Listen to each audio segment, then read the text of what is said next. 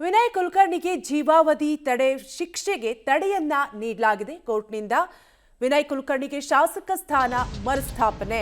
ಕೋರ್ಟ್ನ ಮುಂದಿನ ಆದೇಶದವರೆಗೂ ಅನರ್ಹತೆ ರದ್ದು ಮಾಡಲಾಗಿದ್ದು ವಿಧಾನಸಭೆ ಕಾರ್ಯದರ್ಶಿಯವರಿಂದ ಆದೇಶವನ್ನ ಮಾಡಲಾಗಿದೆ. ಜೀವಾವಧಿ ಶಿಕ್ಷೆಗೆ ತಡೆ ನೀಡಿದೆ ಒಟ್ಟಾರೆಯಾಗಿ ಹೈಕೋರ್ಟ್.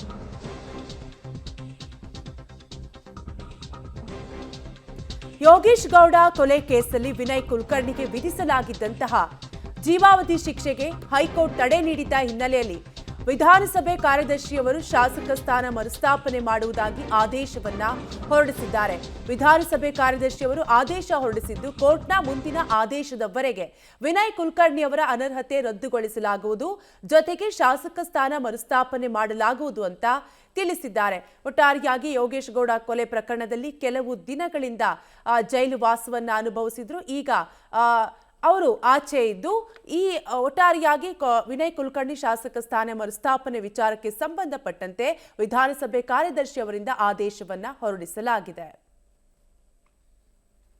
ಒಟ್ಟಾರೆಯಾಗಿ ಈಗ ಫೈನಲಿ ವಿನಯ್ ಕುಲಕರ್ಣಿ ಅವರು ಶಾಸಕರು.